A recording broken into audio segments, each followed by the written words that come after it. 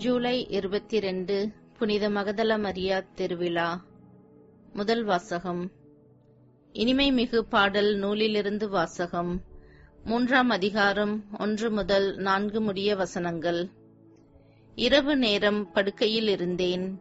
என் உயிருக்குயிரான அன்பரை தேடினேன். தேடியும் அவரை நான் கண்டேன் அல்லேன். எழுந்திடுவேன், நகரத்தில் சுற்றி வருவேன். தெருக்களிலும் நாற்சந்திகளிலும் சுற்றி என் உயிருக்குயிரான அன்பரை தேடினேன். தேடியும் அவரை கண்டேன் அல்லேன். ஆனால் என்னை கண்டனர் சாமக்காவலர். நகரை சுற்றி வந்தவர்கள் அவர்கள். என் உயிருக்குயிரான அன்பரை நீங்களேனும் கண்டீர்களோ என்றேன். அவர்களை விட்டு சற்று அப்பால் சென்றதுமே கண்டேன் என் உயிருக்குயிரான அன்பர் தம்மை. அவரை சிக்கென பிடித்தேன், விடவே இல்லை. என் தாய் வீட்டுக்கு அவரை கூட்டி வந்தேன். என்னை கருத்தாங்கியவளின் அறைக்குள் அழைத்து வந்தேன். இது ஆண்டவர் வழங்கும் அருள்வாக்கு. இறைவா, உமக்கு நன்றி. நற்செய்தி வாசகம். யோவான் எழுதிய நற்செய்தியிலிருந்து வாசகம். அதிகாரம் 20, இறைவசனம் 1 மற்றும் 11 முதல் 18 வரையுள்ள இறைவசனங்கள். வாரத்தின் முதல் நாள் அன்று விடியற்காலையில் இருள் நீங்கும் முன்பே மகதல மரியா கல்லறைக்கு சென்றார். கல்லறை வாயிலில் இருந்த கல் அகற்றப்பட்டிருப்பதை கண்டார். மரியா கல்லறைக்கு வெளியே நின்று அழுது கொண்டிருந்தார். அழுது கொண்டே கல்லறைக்குள் குனிந்து பார்த்தார். அங்கே வெண்ணாடை அணிந்த 2 தூதரை அவர் கண்டார். இயேசுவின் உடலை வைத்திருந்த இடத்தில் ஒருவர் தலை மாட்டிலும் மற்றவர் கால் மாட்டிலுமாக அவர்கள் அமர்ந்திருந்தனர். அவர்கள் மரியாவிடம், அம்மா, ஏன் அழுகிறீர் என்று கேட்டார்கள். அவர் அவர்களிடம், என் ஆண்டவரை எடுத்துக்கொண்டு போய்விட்டனர். அவரை எங்கே வைத்தனரோ எனக்கு தெரியவில்லை என்றார். இப்படி சொல்லிவிட்டு அவர் திரும்பி பார்த்தபோது இயேசு நிற்பதை கண்டார்.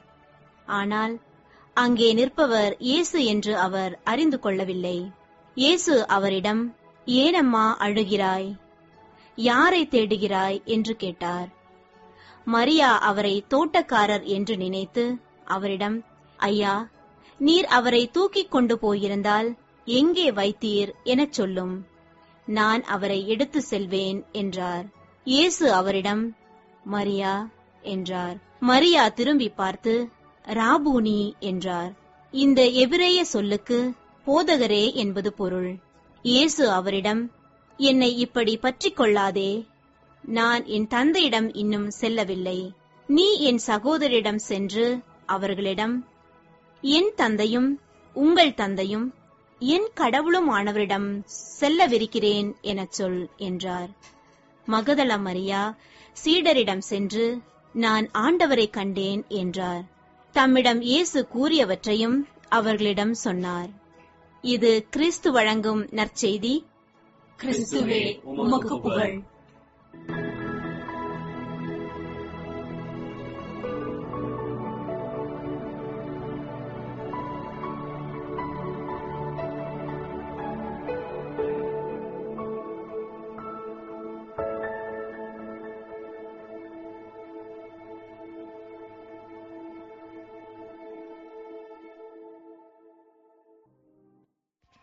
பிரியமானவர்களே, இன்றைய நாள் புனித மகதல மரியாவின் விழாவை கொண்டாடுகிறோம். 4 நற்செய்திகளிலுமே மகதல மரியாவை பற்றி நமக்கு கொடுக்கப்பட்டுள்ள குறிப்பு, அவர் அதிகமாக இயேசுவின் உயிர்ப்போடு தொடர்புடையவராக இருந்தார் என்பது மட்டுமே. இயேசுவின் பணிவாழ்வில் மகதல மரியாவை பற்றி நமக்கு கிடைக்கும் ஒரே குறிப்பு 7 பேய்கள் நீங்க பெற்ற மகதல மரியா என்பது மட்டும்தான். லூக்கா 8:2. எனினும் லூக்கா 7:36 முதல் 50 வரை உள்ள வசனங்களில் பாவியான ஒரு பெண் இயேசுவின் காலடிகளை தம் கண்ணீரால் நனைத்து தம் கூந்தலால் துடைத்ததாகவும், தன் பாதங்களை கழுவிய அப்பெண்ணின் பாவங்களை இயேசு கழுவியதாகவும் நாம் பார்க்கிறோம்.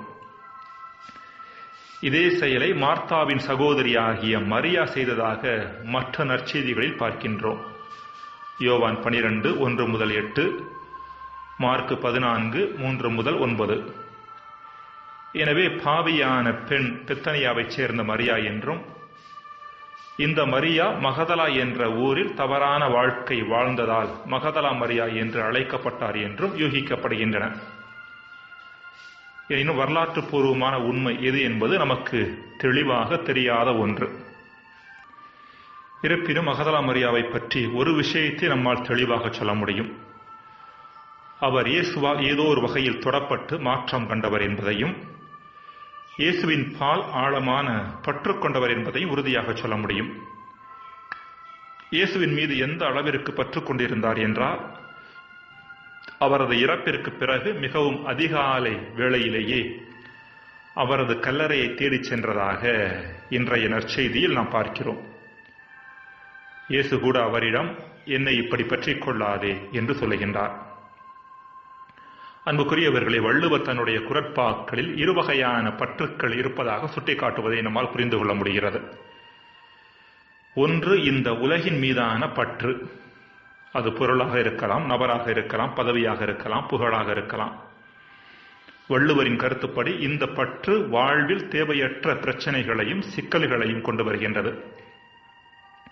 எனவே இப்படிப்பட்ட பற்றுக்களிலிருந்து ஒரு மனிதன் எந்த அளவிற்கு ஒதுங்கி இருக்கின்றானோ அந்த அளவிற்கு அவனுக்கு நல்லது. யாதனின் யாதனின் நீங்கியா நோதல் அதனின் இளன் என்பது அந்த குறள்.